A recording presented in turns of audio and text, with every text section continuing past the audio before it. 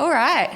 Good morning, everyone, and welcome to our session on engaging with social norms for lasting change for gender equality, with lessons coming from Papua New Guinea and Southeast Asia.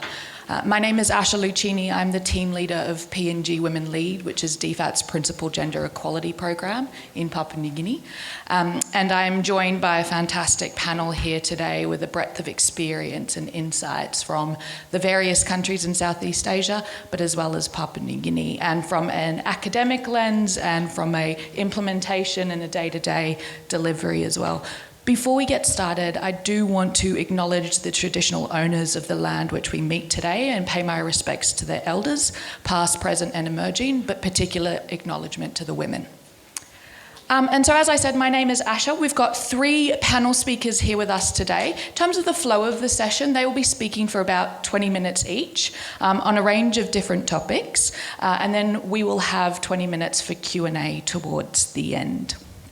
So social norms, what do we mean when we talk about social norms for gender equality? I think it's one of those things that sometimes the language can trip us up conceptually, but largely these are the things that we talk about or we think about when we think about the unwritten rules, all those invisible rules that shape how people behave, the ways that they act, think and do. And in countries like Papua New Guinea, this is particularly shaped around culture, family, tradition, religion, and commitment to community as well. And that influences gender roles for women and men.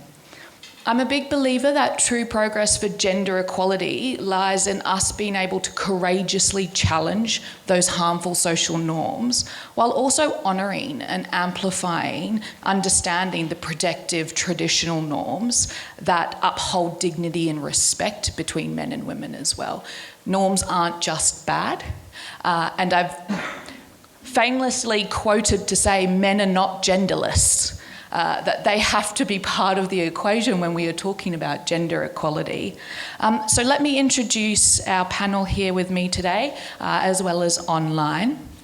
The panel is going to present some analysis and explore emerging practice around normative change of multiple country contexts and explore why this approach is relevant to advancing gender equality. We will firstly hear from Evonne Kennedy. Evonne is the Executive Director of the PNG Business Coalition for Women. Since 2014, the BCFW is the leading voice for gender equality in Papua New Guinea. BCFW is a membership-based organisation comprising of private sector companies of all sizes and other public sector organisations and communities. They're a key partner for PNG Women Lead and funded through the Australian Government. Evonne joined BCFW in July of 2018 and has played an integral role in setting up the coalition as an independent local organisation. She has an international and community development background and masters with over 20 years' experience working in the non-profit sector. Evonne is passionate about creating safe and inclusive environments and is also my one talk as a fellow Milne Bay woman in Papua New Guinea. Evonne will be here today to present about the Poroman Walkabout One Time project, which is Men as Allies pilot project that has occurred over the past 2 years, and how integrating social norms approach is important for engaging with men. We will then hear from Dr. Elise Stephenson, the Deputy Director of the Global Institute for Women's Leadership at the Australian National University and the Chief Investigator behind the Institute's partnership with Investing in Women, a DFAT-funded program as well. Dr. Elise Stephenson will be presenting on the Social Norms, Attitudes and Practices Survey, which is a population-level survey of urban 18 to 40-year-olds in Indonesia, Malaysia, the Philippines and Vietnam, commissioned by Investing in Women. And then lastly, we will hear from Gumilang Andika. Gumilang Andika is the MER lead for the Generasi Setara initiative at Kopernik, where he drives evidence-based strategies to shift gender norms and strengthen behaviour change efforts. He has a background in research, impact evaluation and program management, and he focuses on gender equality and social change, supporting teams to apply data-driven insights that improve outcomes for communities. Gum is joining us online and will be sharing about Kopernik, which is a social change lab in Indonesia, partnering with Investing in Women to deliver online campaigns and offline communities of practices which highlight positive examples for gender equality, and supporting early adopters of gender equality as well. With that, we will turn over to Evonne.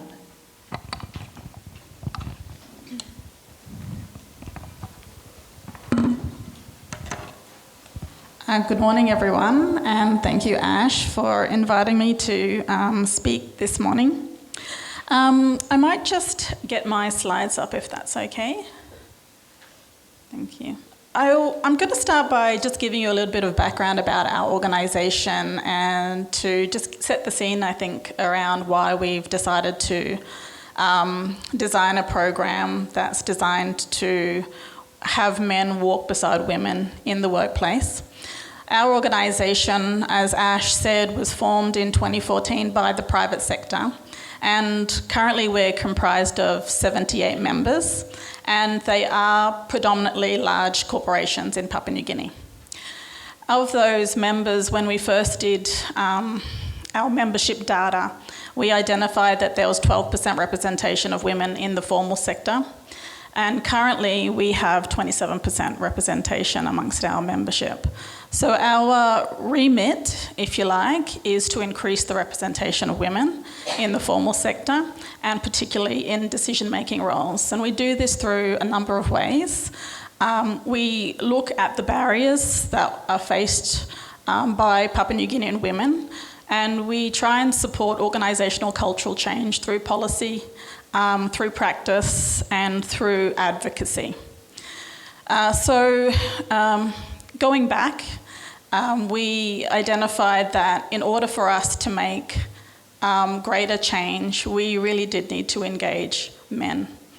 And so in 2023, we started a program, and I've just put up here, just quickly, a breakdown of what Poro Man Walkabout One Time means in Tok Pisin. So Poro Man means, Poro is friend, man, so a male friend, and Walkabout One Time, so a man that's going to walk with us. So we started thinking about Poro Man Walkabout One Time in 2023, but before then we'd actually done consultations with organisations and men in those organisations who were identifying obligation, what they saw as obligation shifts or their family cultural roles changing, and the workplace was also pushing that change.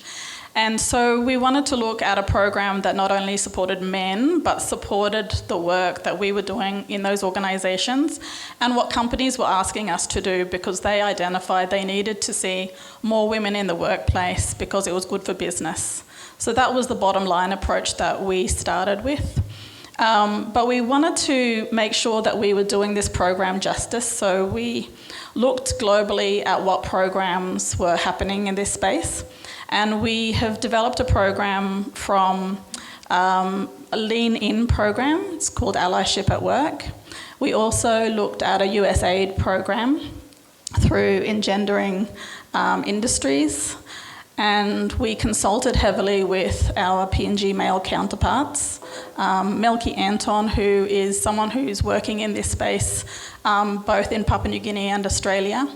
And we also created a working group made up of our private sector companies and men who were there to help us make sure that any practices were applicable to the context of PNG and PNG masculinity. So to give you a little bit of background about the program and the pilot. So we piloted with Hastings Deering. And Hastings Deerings is a company that's part of a group of companies across the Pacific. They are in Papua New Guinea and in Solomon Islands, including Australia. But across the Pacific, they're predominantly in PNG and Solomon Islands. They have over 300 staff, and it is a male-dominated industry. So they have they provide Caterpillar equipment and also integrated support solutions across the Pacific. So how we engaged this company and how we engaged this companies in all of our work is to ensure that leaders understand the work we're doing and why we're doing it. So we have management briefings, and we did that with Hastings. We actually had 2 management briefings with Hastings Deerings because it's important to get leadership buy-in on any of our programs, and especially when you're looking at cultural change, which is the game that we're in. We're about change management. So the program was quite intensive. They had identified 10 men to be part of the program. And the program was really about focusing on masculinity. The concept of gender becomes more visible to and relevant to men when we focused on masculinity. It makes men more conscious of gender as something that affects men's lives as well as women and children. So the men went on a journey, and it's a 12-week program, 1 hour a week. Because the concepts are can be quite new, we decided that it had to be over an extended period so that they could also apply some of what they were learning back into the workplace. So they were looking at things such as challenges men face around social expectations of gender roles, cost of rigid forms of PNG masculinity, healthy and unhealthy communication in the workplace, dealing with conflict, the impact and cumulative cost of microaggressions, types of power and how they're used, power dynamics in the workplace, personal experiences of discrimination, and what can change, and how can we exercise or experience power and discrimination. We also explored the social value placed on different types of work associated with men and women, and the link between the gendered division of work and unequal access to opportunities and rights for women and men.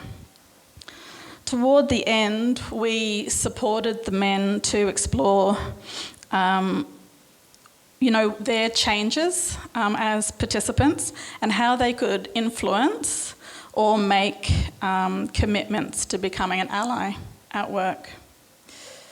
So the goal here is to foster dialogue, reflection, and analysis on how masculine norms in PNG function to create unequal rights, opportunities, and access to resources, to illustrate PNG patriarchal values and practices in the workplace, and to promote healthy masculinity and attitudes and practices that reflect gender values. And we absolutely wanted the poorer men to grow in that regard in their own organisation, but the intent is that we're going to grow a collective throughout our businesses. So an important measure for success for us is that participants use the awareness and knowledge they gain to educate and influence others and shape changes in company policies and practices. So the commitment action plans are used to capture an intent for individual action and to grow a group and organisational level. So through the evaluation of the program at Hastings Deerings, we have some key insights. And it also provided valuable lessons learnt that we will be doing differently going forward. So what are we seeing? We are definitely seeing an increased understanding of gender equality and men's roles in driving change. Participants develop stronger recognition that men must walk alongside women to challenge gender inequality. This is part of the program's long-term normative vision. We saw a growing self-awareness of gender norms and inequalities. Participants reflected on gendered expectations, patriarchal norms, and how family roles and cultural beliefs shape inequalities. For example, there was one participant from Wabag, and Wabag is a community in the highlands where they have strong cultural practices and strong patriarchal traditions and practices. So what he identified was some of the learnings for him through the program were new, and he found it easier to act and make action within the workplace. But to do something like that in his family and his community would be very difficult. And in fact, he would feel ostracised if he did voice any of these things that we were talking about. Commitment to adopting equitable attitudes and behaviours. The program aimed for men to challenge discrimination, support women's empowerment, and adopt more gender equitable practices at work and at home. So men were beginning to challenge harmful masculine norms, so we did see this through reflective practice, but also through our surveys. Some participants said they were calling out sexist or inappropriate jokes in meetings and informal conversations. They were allowing women to have their say first while listening, and having female colleagues to actively participate in what is seen as masculine duties. So when I read that, I reflected to work we do. We also do safety audits in male-dominated work sites. And one of the risks we look for is occupational risks. And if a woman is in a leadership position in predominantly male-dominated roles, oftentimes when they give or I'll ask men to do something within their role, they are ignored. And they don't do the work, and it's not just unconscious bias, it's very conscious. It is because they do not see women, they don't think women should be in those positions of power. So what we were trying to support men to do, and these are men who've put up their hand to be part of the program, so there'd be other men within the organisation who are not this way inclined to support any of these gender equitable practices. So the training intentionally surfaces expectations of PNG masculinity, power and privilege, and encourages new norms around vulnerability, empathy and allyship. So participants reported increased comfort and confidence discussing gender issues as an important normative shift in itself within PNG workplace culture. The end of program survey results showed strong normative support among male allies for gender equality across all indicators relating to attitudes, such as belief in the effectiveness of gender equality education, men's responsibility to support women, commitment to allyship, and the role of male leaders. However, did this translate to action? We found that when the focus shifts from belief to action, the picture becomes more nuanced. While their comfort and frequency of discussing gender equality issues improved, participants still showed hesitation in taking more challenging or high-risk actions, such as intervening in discrimination or harassment.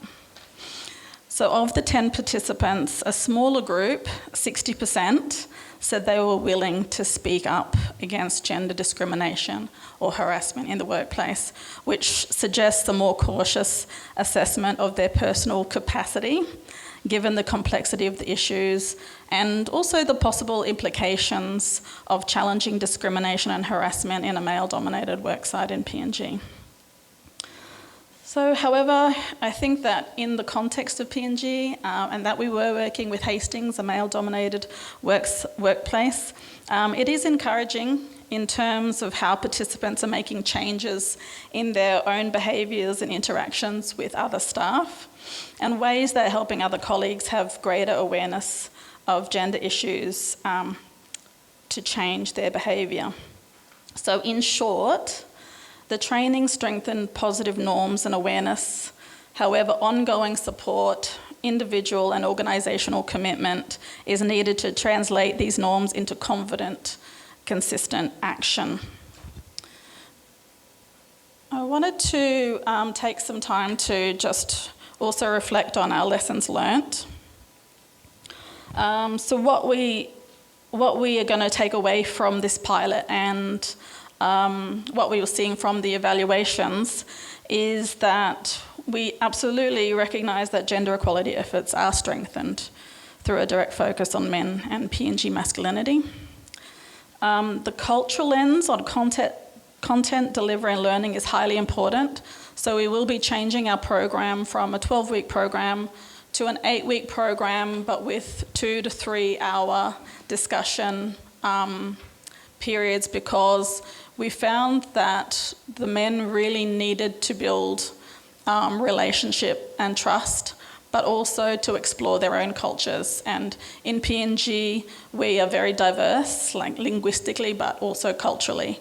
So we need to create that space for them to explore diversity amongst their own culture before they can understand diversity at different levels as well. The knowledge gap is not always apparent. So what we were finding at the beginning was that at the start, men were indicating that they had high knowledge on concepts such as power dynamics, patriarchy, what that meant. But actually over time, we saw them indicating less knowledge because we were deeper diving into these concepts. And so they were learning actually as we were going. So they thought their understanding was here when actually it was something lower, and they recognised that, but it did increase over time. A focus on practical action is needed, and small actions by male allies are a good start. So we definitely know that we need to focus on how are we going to grow that action component and grow a community to support that action, because doing action by yourself is risk-taking. So you need to have a collective of men and women to support you to do that change. And finally, we need to continue pulse checks to understand whether increased knowledge and awareness begin to translate into more consistent action in the workplace, which includes opportunities for involvement of women. And so what we are going to do is have focus group discussions with women at the 12-month mark to understand if there is changes in their emotional safety at the workplace and if they're seeing any changes in the workplace. Because in the end, we are trying to understand if things are changing for women at the end of the day. So to end, I'm going to put up this quote by one of the participants. And his name is David Poesi, and he's given me permission to read a bit of his story. So before embarking on this training, David was oblivious to the term microaggressions and the role they played in the workplace. Subtle comments, unintended stereotypes, and dismissive remarks are woven into the fabric of everyday interactions. Like many of his colleagues, he had accepted these behaviours as part of the workplace culture, never questioning the impact on the workplace, on the people around him. I never knew microaggressions were everyday practice in the workplace, David confessed during one of the sessions. But now that I understand them, I see how they can undermine a team's spirit and trust. Through this program, we learned that awareness is not just about knowledge, it's about fostering respect and inclusivity through action and the courage to engage in tough conversations. He stated, "I try to hold myself accountable, and I want to help my teammates do the same," he shared. If we want a positive workplace, we need to look out for each other. So his story encapsulates the hope of the program, that we grow a collective of men walking beside women in creating gender equitable workplaces. Thank you.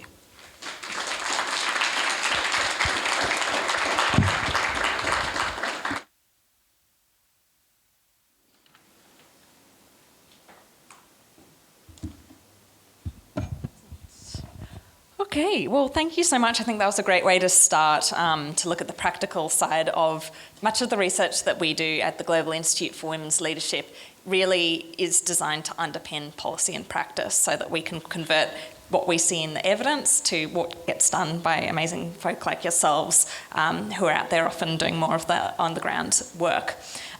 So the Global Institute for Women's Leadership at the ANU is an institute that was founded and remains chaired by our former Prime Minister Julia Gillard. We exist to be a research institute that focuses on gender equality, with an intersectional lens in everything that we do, and really have this mantra of fixing systems, not women. So we try to take a real structural approach to all of the work that we do. We've been really delighted over the last few years to be partnered with the Investing in Women program and Department of Foreign Affairs and Trade for one of these really critical investments in the region, which is all around women's economic equality.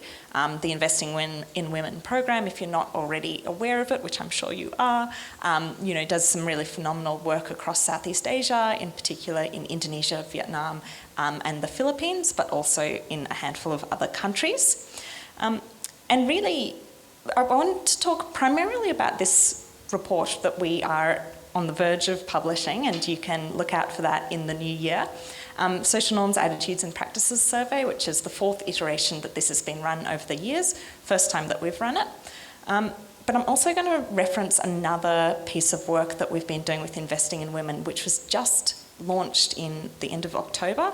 That's the Future Demand for Care report, which also looks across these regions with an eye to the care economy and how that is impacting gender equality and gender norms and vice versa. So I'll pepper some insights in throughout both. But to start with, so this SNAPS research involved a survey of 8,000 people across Indonesia, Philippines, Vietnam, and also Malaysia. We also included 121 interviews and focus groups that were held across the region on the ground to be able to validate responses, go a little bit deeper into trends and understand some of the changes we're seeing across the region. It really aimed to understand gender equal attitudes, behaviours and advocacy, how they might be linked or maybe not linked, whether there are any kind of longitudinal shifts over time. Are we seeing a region that is getting more gender equal or less gender equal across different dimensions? And also, what is impacting that at the end of the day? So we look at characteristics associated with gender equality, factors influencing attitudes, and some of those shifts over time. Really importantly, we wanted to look at caregiving and domestic roles as one domain, and we looked particularly at childcare, elder adult care, as well as housework. We also looked at economic roles, so looking at kind of norms around earning a family income, around leadership, as well as job suitability, across whether that might be in female-dominated industries or male-dominated industries. What we focused on was quite multifaceted. So there are a lot of, I think as Ayesha mentioned before, there are a lot of terms here, and I'll try and keep it pretty simple. But in essence, we were really focused on empirical expectations. So this is kind of beliefs about what other people do, as well as normative expectations. So this is more focused on, okay, what people, beliefs around what you think other people think you should do, basically. So it gets a bit complex when you start to think about it too much. But empirical expectations, you could think about most fathers don't share childcare.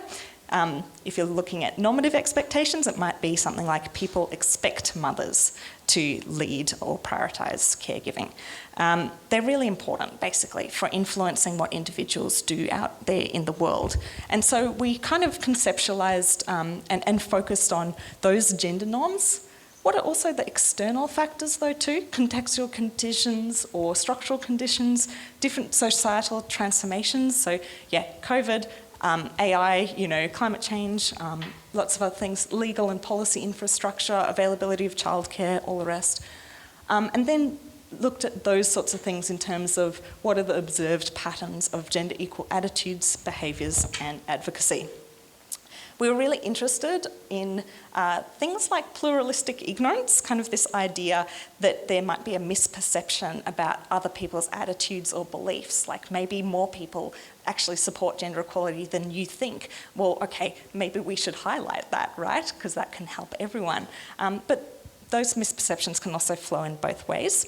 And this idea of pluralistic ignorance really then also enabling us to identify what are examples of positive deviance where maybe communities, individuals are more gender equal than we think, and can we actually highlight that in order to stimulate more normative change? So the high-level findings, and I'm just going to preface this, I am a part of a quite large research team. I'm the qualitative researcher, so if you've got any curly quantitative research questions, I may be taking that back to our team. But in essence, when we crunch the data, this graph refers to the cross-country analysis. So if you want specific breakdowns on any one of those 4 countries, you can find that in our main report. But we see that consistently, women demonstrate higher support for gender equality than men. Now, that might not be particularly surprising. Attitudes and aspirations towards equal sharing in both caregiving and economic responsibilities were quite high across genders, though, with most indicators tending to exceed 70 percentage points across all countries. Vietnam in particular stood out, so they, for both women and men, showed over 80% support for gender equality across all domains, so those childcare and caregiving domains as well as economic domains. In contrast, support for women's equal contribution to the family income, for instance, was lowest in Indonesia and Malaysia, and that was at about 50 percentage points, and it really reflected this perseverance of the male breadwinner norm that is coming through really clearly in the research. What you start to see from this, though, is that there's a real gap between attitudes and behaviours and advocacy in particular.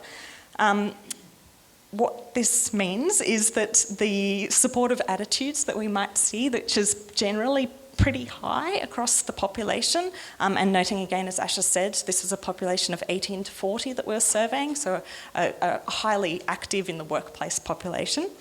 That is not translating when we come to actual behaviour, and particularly around childcare domains. We also see that consistently advocacy is lower for men than women.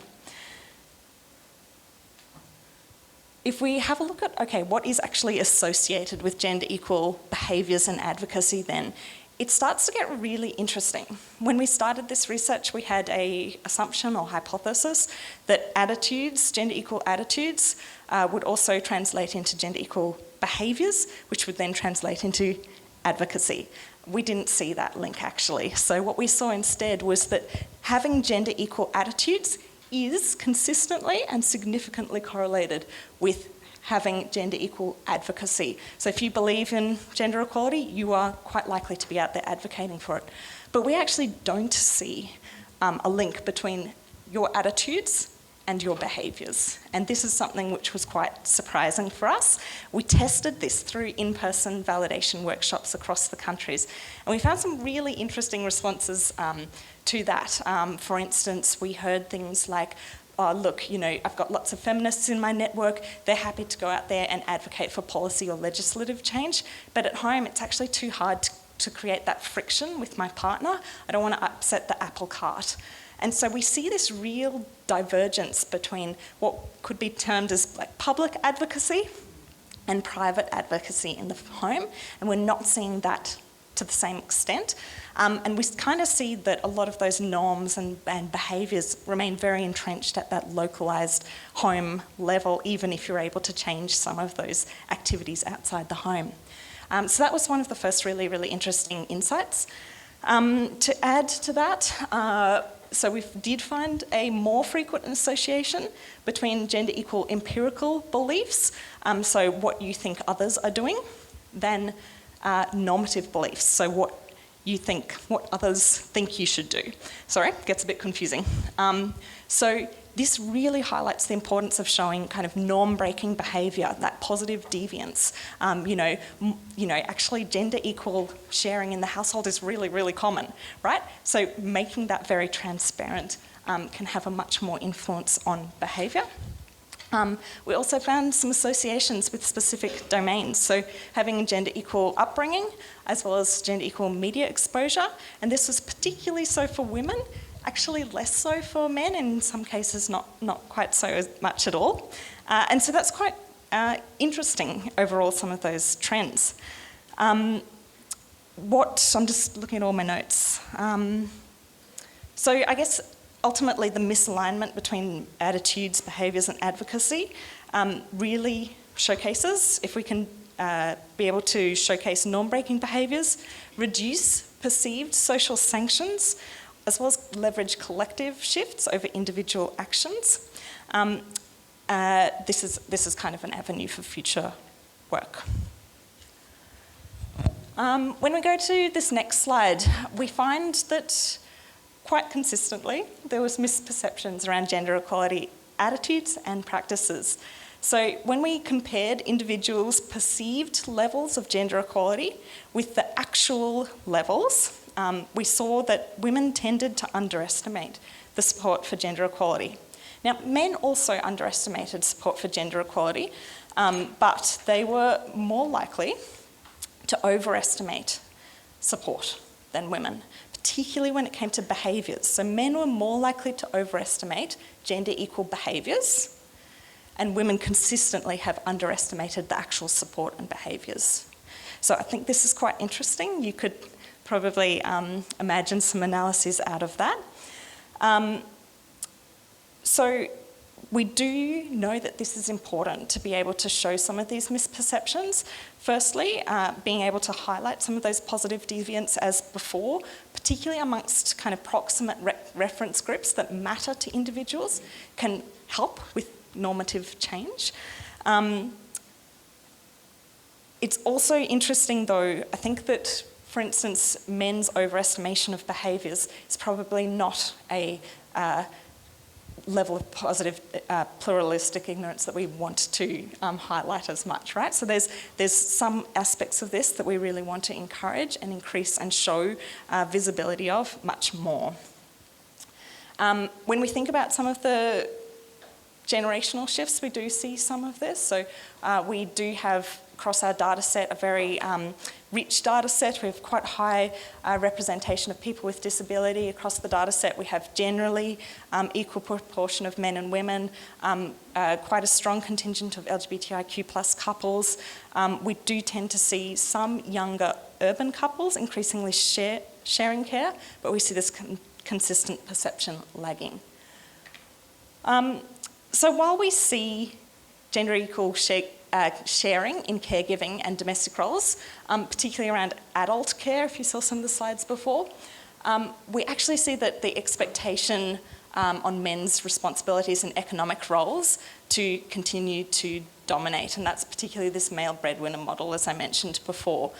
So here you can see, particularly for Indonesia and Malaysia, that attitudes towards gender equal sharing of earning a family income are pretty low for men. So about 50 in Indonesia, 50%, and 57% in Malaysia.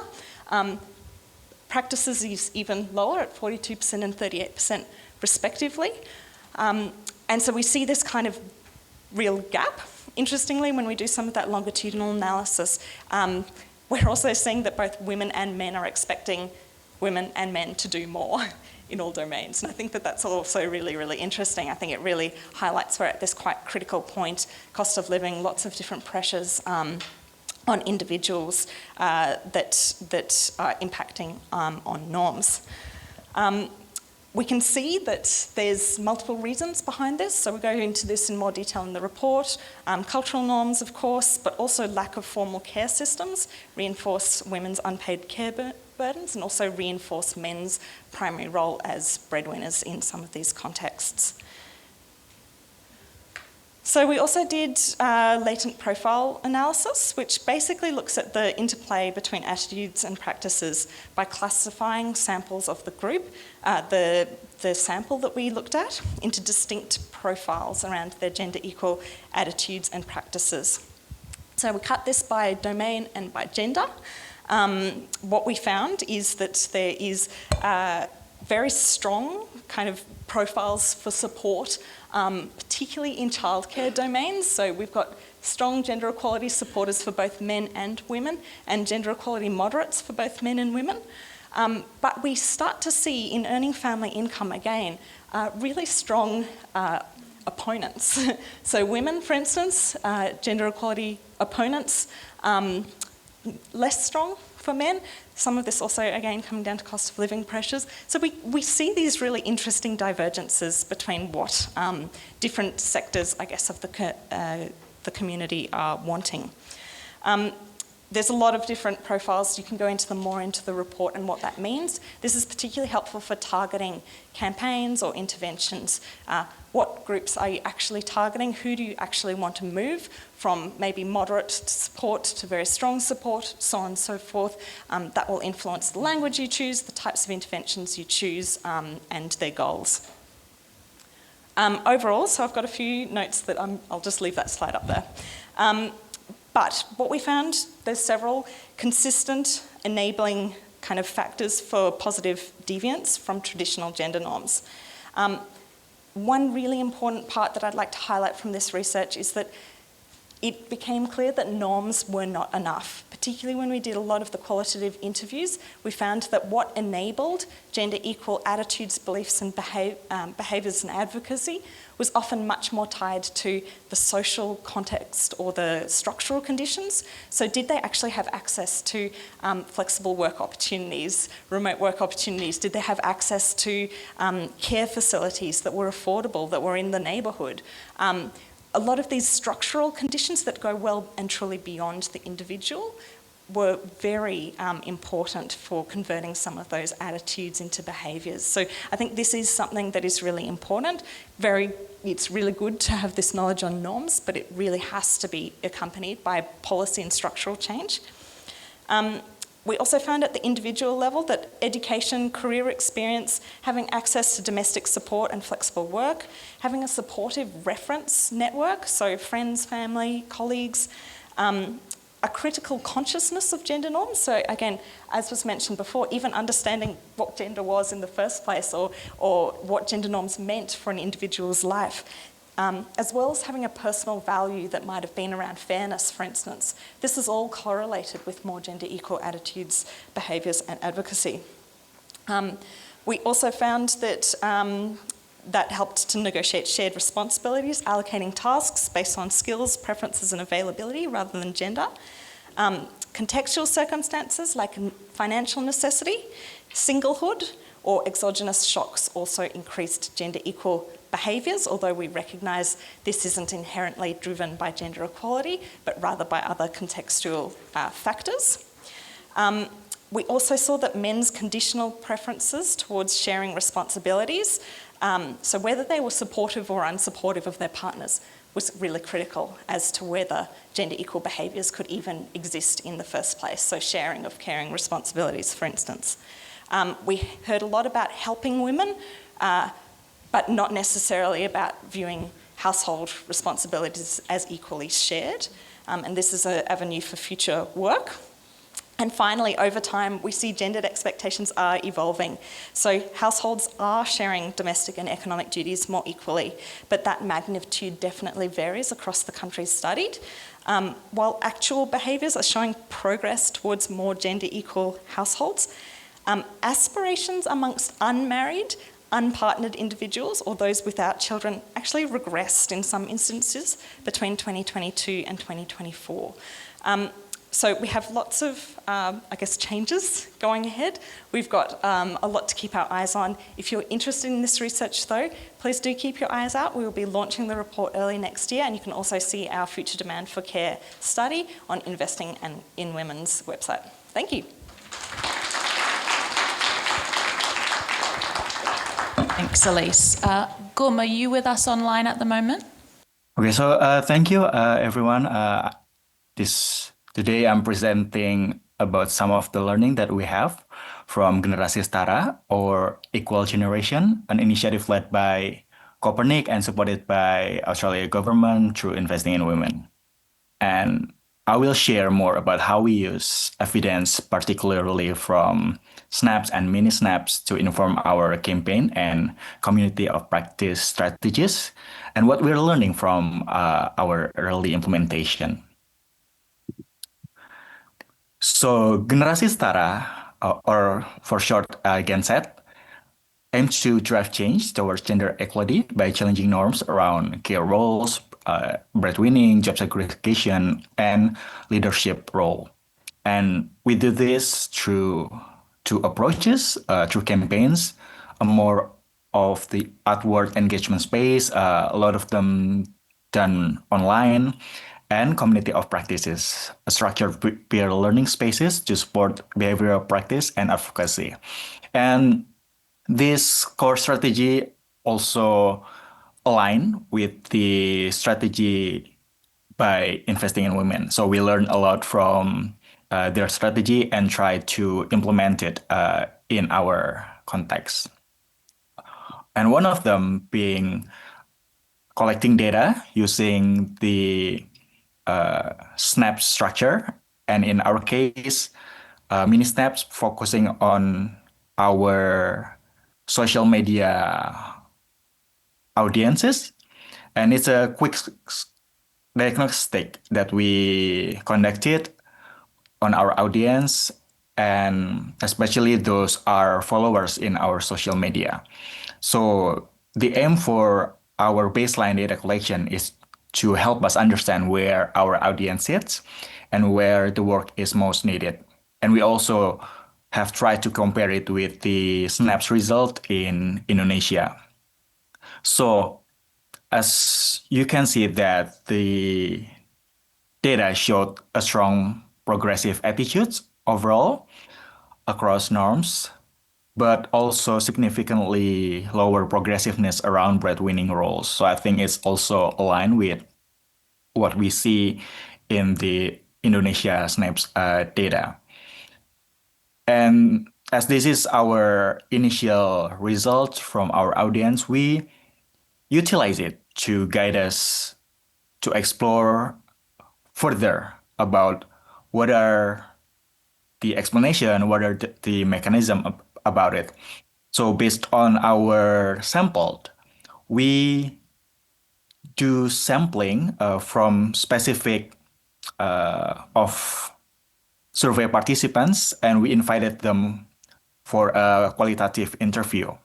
One of the interesting insight is we try to understand when it comes to earning family incomes, how they think about it. So we found that there are at least two type of audience and how they see the breadwinning role in their household. So we chose audience that show that a lower alignment or show a lower progressiveness in this norm. And it showed that one of them, we can see that when it comes to like earning family income, it's reflected by some of them reflected by their background. Some of them might want to be more equal in the household because from her parents showed that so in terms of the equality, for example, one of the audience partner, he tried to help his wife because he look at them from his experience. But on another side,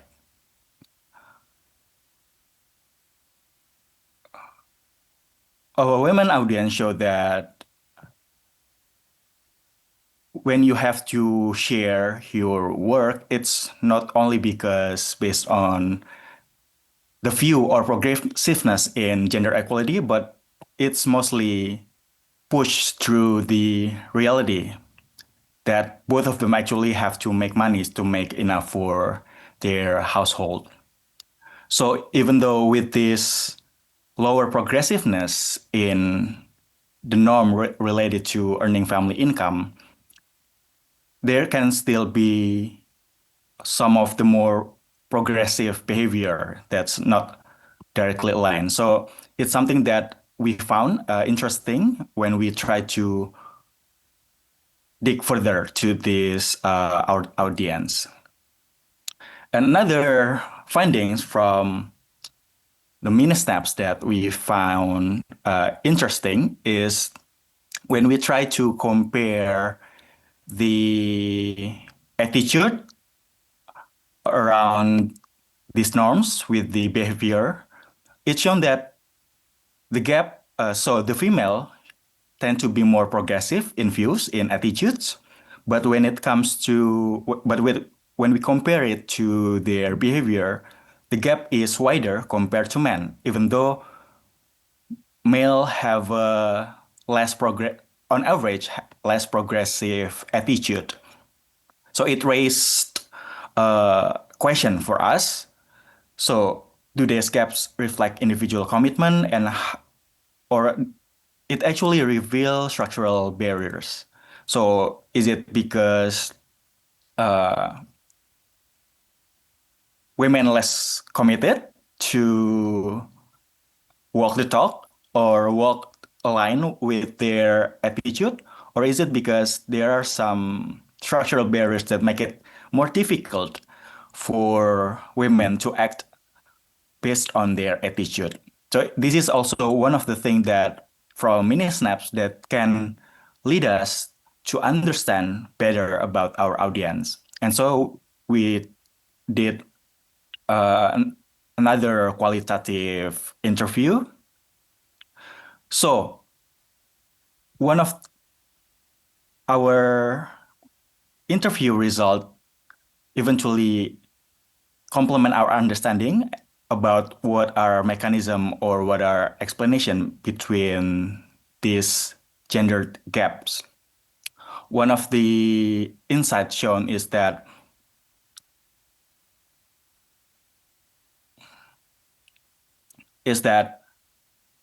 even though women have progressive attitudes and want to make it more equal in their household, it's hard for them to act on it because it needs their partner support too. And sometimes it's hard for them to keep advocating for that.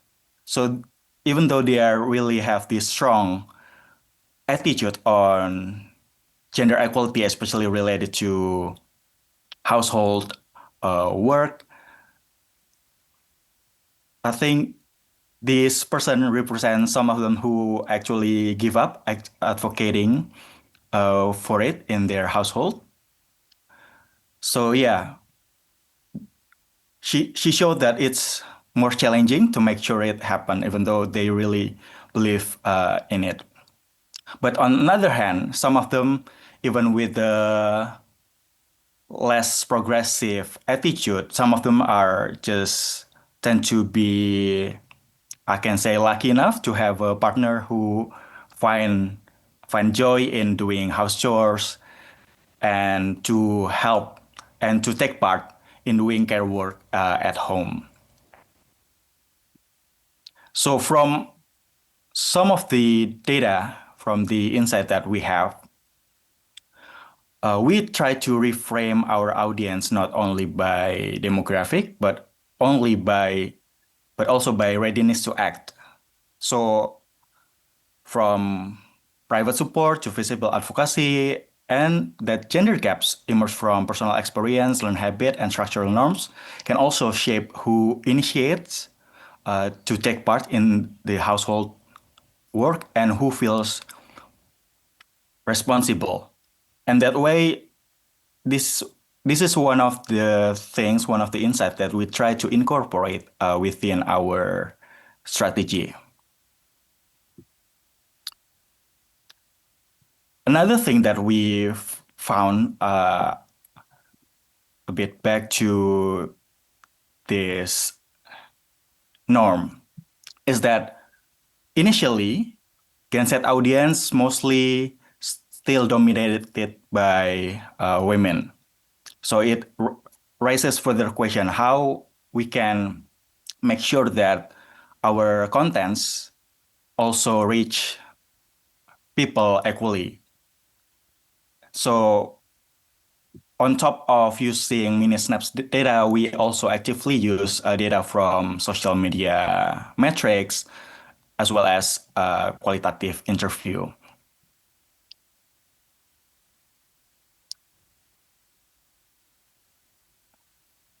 So based on these insights and aligned with the Investing in Women's strategy, we shape our campaign and COP work by first, in terms of campaign, we try to continue making progressive behavior visible and strengthening perceived expectation.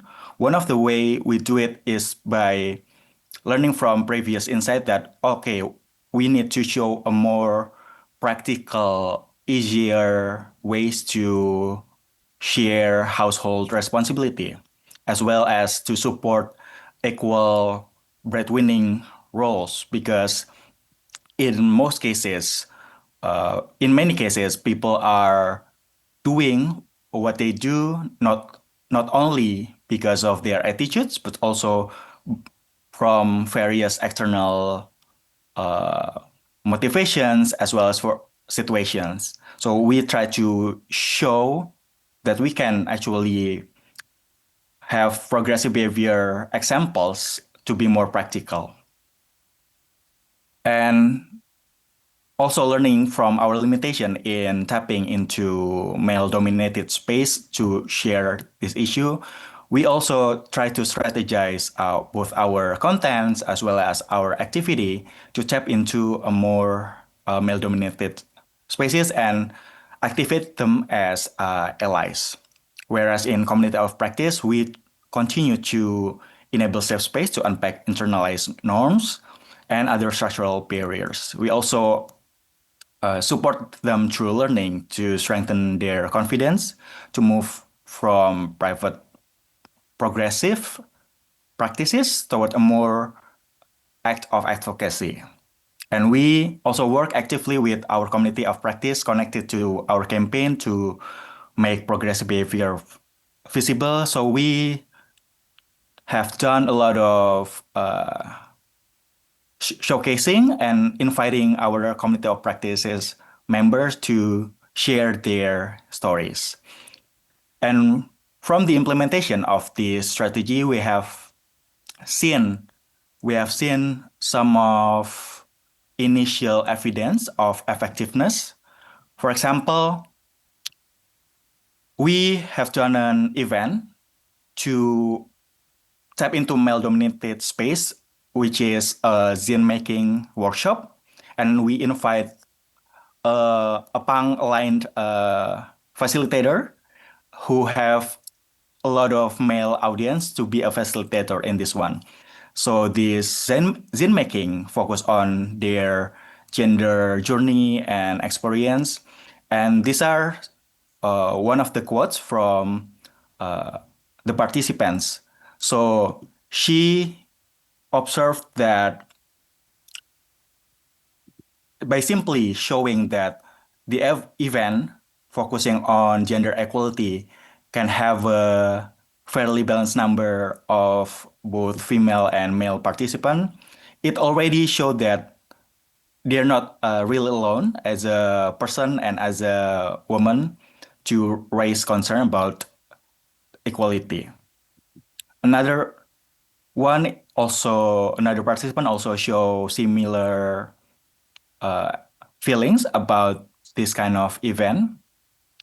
So this kind of simple and practical ways of showing the gender equality in daily life can actually works to improve social norms. And this one also some of initial insights from our community of practices. This one taken from midline interview.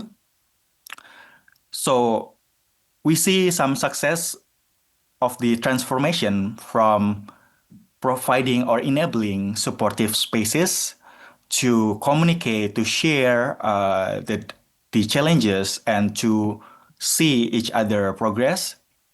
It's eventually can move from having safe space to eventually have enough courage to speak about gender equality, starting from a private space, more closer to the family, and also implementing it in the advocacy or initiative that they are having.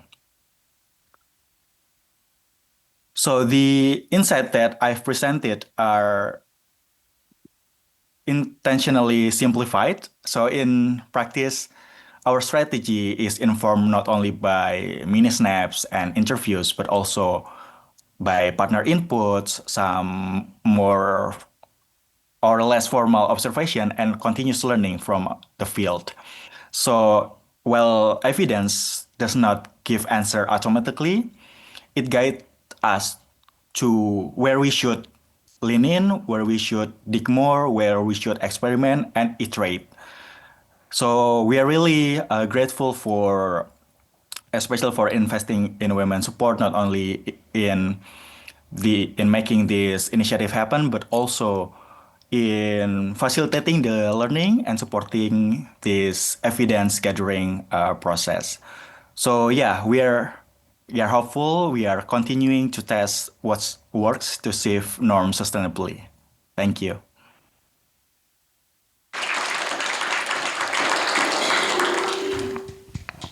Okay, so this takes us to the question and answer component of our panel session today. And because I'm selfish, I will go first, and also because I have the mic. I wanted to ask Evonne a particular question. We see constantly through all of the presentations that, and we've called it different things. I think Evonne referred to it as attitude to action and that disconnect. Elise, you spoke about it in terms of public advocacy to private behaviours, and Gum really around that commitment to practice disconnect. I call it the say-do gap. There is a real disconnect between what we say and what we actually end up doing. Maybe one for Evonne, but then one for the rest of the panel. What are some really practical strategies for us to look at closing that gap at individual, but also potentially structural levels as well? Yeah, I thought that was really interesting to hear that across the presentations. And I think just going on off your presentation, I wrote down a few things because we can't do these programs in isolation. So, for example, with Hastings, we had already started implementing policies around family and sexual violence and sexual harassment, and they already had working groups trying to change that within the organisation. So this was just something that was going to support greater change within the organisation. So I think at the practical level, you really do need to, I think it's easier for private sector in PNG because we tend to have the commitment there, and certainly through our members. But that leadership buy-in from the beginning is really important to support any change within the organisation and definitely cultural change. And I think practically, I think that's probably the next step that in terms of the program I was talking about, is we're trying to unpack how do we support them as a group to make those actions in a safe way that they see as safe amongst other men in the workplace. So I think for us it's really working with leadership, key leaders, those men, and then understanding how we can grow that community of practice, as well as all of those other things in terms of systems change that are needed to grow a groundswell. Yeah. Elise, Gum? Yeah, I think for me, I guess reflecting on this question, I think, COVID, for instance, right, it did kind of force everyone to, forced everyone back into the home, right? And I think that we did see some trends around, sharing of caring roles. That's at one level. Contextual realities, cost of living crises, etc., came up so strongly as being that breaking point for the breadwinner role model. We need more money to exist. We can't afford to exist as a single, income family or whatever it might be. So again, another contextual factor. Then there's these kind of structural supports, like, okay, well, not only do we need to work, but actually there's affordable and accessible childcare nearby. And, you know, my workplace enables flexible work, you know, it's encouraged that men take leave as well, you know, all of those things.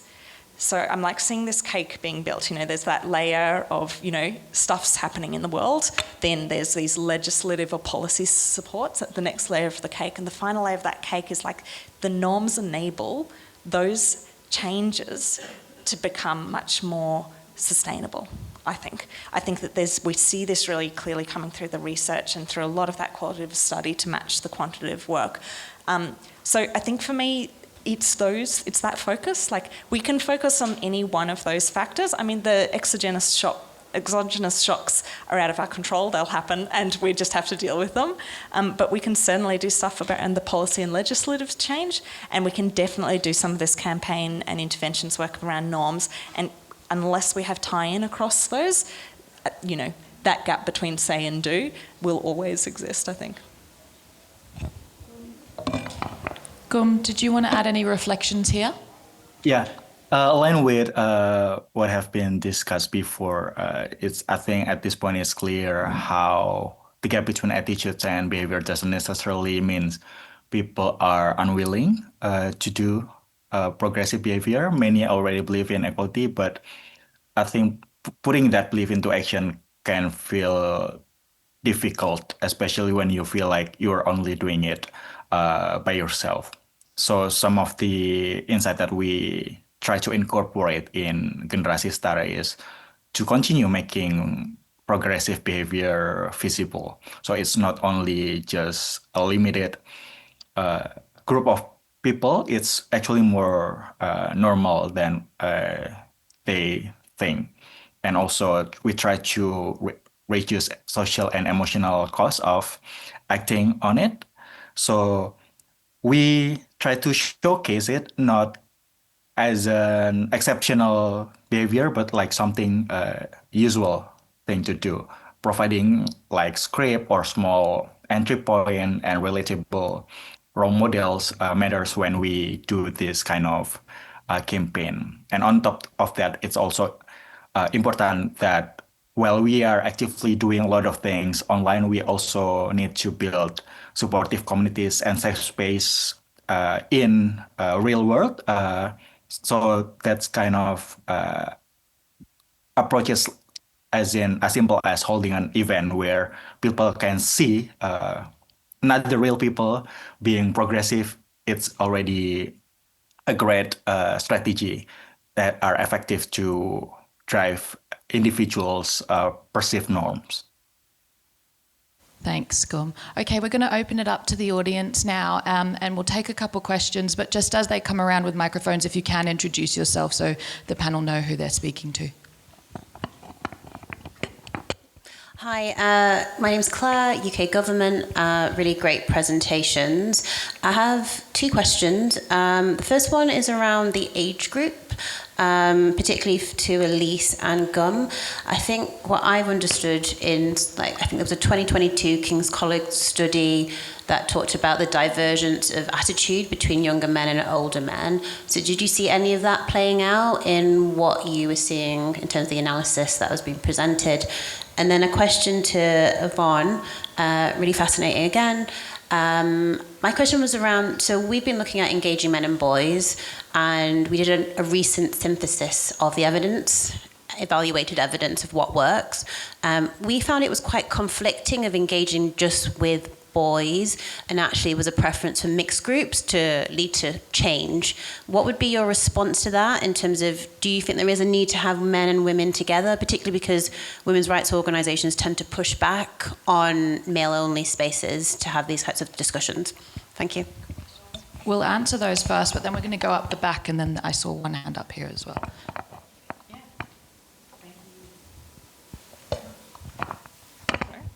Thanks so much for that question.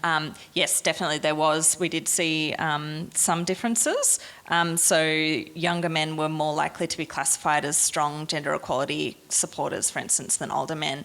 But I will caveat, our data set was absolutely giant, and there are so many interesting questions that we're hoping to explore next year. I think this generational differences one is a really important one that we would like to dig into more, given King's work. And we do really see this polarisation across so much of the world. And I mean, South Korea leads in terms of that polarisation. We are interested and we're attuned to the influence of K-pop and popular culture. There's been some really interesting studies and links around the kind of impact in the broader region across Asia. So we are attuned to trying to understand that, because I think there's this real assumption that younger generations will always be more progressive, and we don't see that bear out in the data, even though we still see that they're more likely to be strong gender equality supporters. You know, there's much more to explore here. Yeah. Gum? Yeah, similar to that, I think in our audience, it's also clear that younger audiences are more progressive. However, I want to highlight that when it comes to care works, both care and breadwinning works, we as an initiative think it really important to also understand better about how older target audience, in our case, older millennials, how they navigate breadwinning and sharing care works roles, especially now that a lot of them already experiencing that compared to younger audience, which a lot of them are still unmarried. So like the interview that we have done, we try to understand what are mechanisms beyond their attitude as well as their actual behavior. Because at the end of the day, if we want to make them to act more progressive, we also need to understand the mechanism and what are the best way to support them or to make them feel supported in doing a more progressive actions.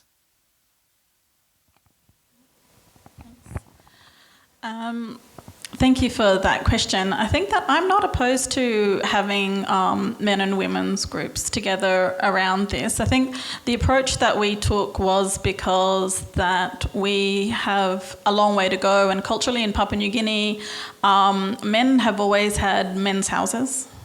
Places to speak, and we reflected on a 2019 consultation that we did where they actually felt like they would love to have a male space to be able to speak around issues of changes of roles and dynamics. So I think for us, we wanted to do justice to those consultations and have a male-only space. But having said that, the facilitators, I've had 2 male facilitators as my staff who did the programs. They were reflective of, we think we need to be involving women through the sessions. So that's why we've decided to do this touch point of focus group with women. But I think coming back from a community development perspective, I'd go back to the organisation and ask them, would they like us to facilitate men and women's groups around this conversation? I think every organisation and people within it might look different. Definitely, I've read all of that literature around the backlash, because once you start having men's programs, they tend to get funded, and then you have male champions when we're not necessarily called champions around this work, right?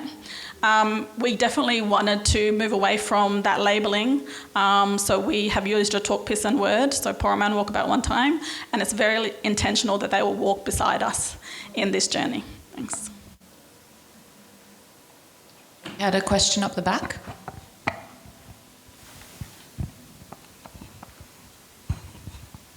Thank you. My name is Telsa and I'm from Vanuatu. I work with the DFID-funded program Balance of Power, and we work to recognize and legitimize women in leadership roles, especially targeting social norms. But we also like to work with both the men and women. So this discussion has really interested me. I'd just like to add on that for the say-do, the narrative and the actual attitude, sometimes it's also vice versa. We've found in our work that sometimes the men are saying something They can say, no, women can't take on leadership roles, but they invest so much in their daughters' education, right up to tertiary level. Sometimes they say the women, they are the bosses of the house, and yet the women are the breadwinners, and they also manage the household budget. But my question is, for the data that you've collected for the SNAP, it's really interesting. I wanted to ask if you had data around the children in the households, what their perceptions were. Do they view these roles as gender roles, or are they seen as life skills, and therefore in their upbringing they can start to also support the women in the house? For the PNG program, it's really interesting. Thank you for that, Evonne. I wanted to ask, you mentioned in addition to allyship and role modeling, there's a mentoring part. How does that mentoring look like? Would it be to mentor the other men in the organization space, or can it also trickle down to the young men? Thank you very much. Yeah, thank you so much for that question. So our survey didn't talk to the children. However, we did in the interviews, we asked kind of about their own upbringing. So the people that we had, were our sample, the 18 to 40 group, we asked about their upbringing and kind of, what are some of the factors behind their gender equal attitudes or not.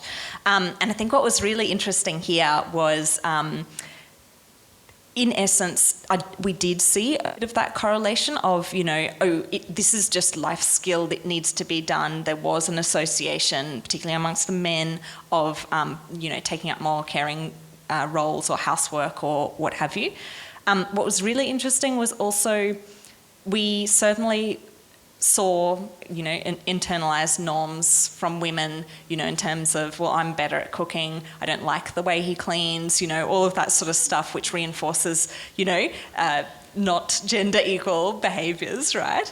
And so it was really interesting. Of the partnerships and of the people that we saw that did kind of have those gender equal behaviours in the home, for the men, we typically saw that they had had an opportunity somewhere to develop those skills, and that is what it is. It is a skill. Like cooking is a skill, cleaning is a skill, and it was really interesting. Either it was maybe because they were unpartnered and they lived alone and they had to develop those skills for themselves. Oftentimes they had maybe travelled internationally and they had a broader reference group of others who did that. Particularly around the cooking, though, they had had time to kind of hone their cooking technique. And I think that's, it's kind of banal in a sense, but it's important because we eat all the time and we want to eat things that we like, right? But you can see how those subtle norms can get eroded or reinforced at that level. So I think that's a really valid point. I think I would love to see more done in that skills development space and recognising some of those, cooking, cleaning, etc. as a skill. It kind of goes to the professionalisation of it, right? Which we know is really important in the caring economy as well. So thanks for the question. The question is around mentoring, I think. And so the men that predominantly took part in this program were aged between 25 and 35. And there was only one man that was in his 50s. And so mentoring, because we do run a mentoring program, but, that's a bit of got an extensive framework, and it's about identifying an appropriate person to match your skills. We don't embed that in this program. I think where it's more about role modelling, so seeing and growing a collective, and also the doing part within an organisation is what we want to grow. I think when we did our consultations years ago, they talked a lot about role modelling of men, because we have big man culture. They call it big man culture, boss man. And so this role modelling, I think that's what we're trying to emulate more, is this role modelling within the workplace. Well, that's what. All right, if we come down here. Hi. Hi, I'm Amy Weber from the US, and I am in the process of establishing my own NGO called Democracy Needs Women. It is to support democracy through working towards gender parity in the Pacific Islands. I really liked what you said about fix the system, not the woman, because I think oftentimes when we talk about women in elections, we tend to only focus on campaign trainings for women. And the purpose of my NGO is to start before that, because it's not women not running good campaigns, it's voters not voting for them for whatever reason. And so I'm very interested in some of the work that you're doing about the social behavior change and talking to men and whatnot and starting ahead of time. So I did notice that none of you all talked about women in politics or elections or leadership. So I'm curious if that was purposeful or just wasn't highlighted in this panel, or if you have any plans on maybe expanding into that and some of these discussions on how it might influence or affect future elections, in particular women in running for office and serving in office, and in particular maybe having similar conversations with men in government about the microaggressions that women face when they're serving in parliament and in government. So thank you. I might go to Evonne on that one, but I also do want to connect you with Karen Baker at the back of the room there looking at me.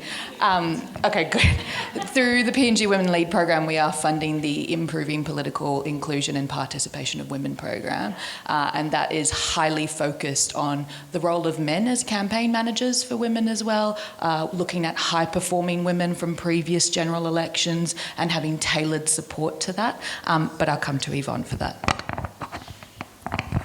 So great observation, because we actually don't work in that space of women in politics, and there's a number of reasons that we don't. One is because of the donor landscape around it, and the space, I would say, is predominated by UN Women and others, and I would rather not touch that space. I think that it's overpopulated, and I don't want to get involved in that space just as yet, unless I see a clear path for BCFW to walk in that line. But in terms of systems change, I absolutely agree with you. In 2023, we changed our strategy, and so now we look at systems advocacy, so knowledge creation and systems advocacy. So we do a lot of research, and now we're lobbying for changes in the Employment Act to see paid maternity leave, paternity leave provisions, discriminatory clauses removed. So yeah, we are trying to focus on building a landscape around our work. Yeah. Yeah, and we do tons of research on politics. So yeah, you follow up on the line on our website. Yeah, jewel.edu.au. We've got 5 minutes. Do we have any other questions? I can see one at the back there, and then this one will probably be our last here in the middle. Thank you. My name's Francesca. I'm from James Cook University. I've recently finished my PhD research examining gender and development systems in Laos, and so a lot of what you've been presenting was really resonating about the relationality of gender and the fact that culturally we need to include men in gender and development systems. I'm curious if you have any thoughts. Something that really came out of my research is, even though there's this relationality of gender, we use gender and women's empowerment interchangeably, and we often have a focus, especially in development and funding that comes from donors and government agencies, on focusing specifically on women and what that does about trying to incorporate this relationality and also gender diversity in those spaces. Thank you. Gum, I'm conscious that you haven't had any reflections yet. Would you like to share a reflection on that, and then Elise, we might come to you? Yeah, so a lot of our findings from qualitative interviews show that oftentimes women or someone in couples are really limited in terms of how they are acting on their attitudes.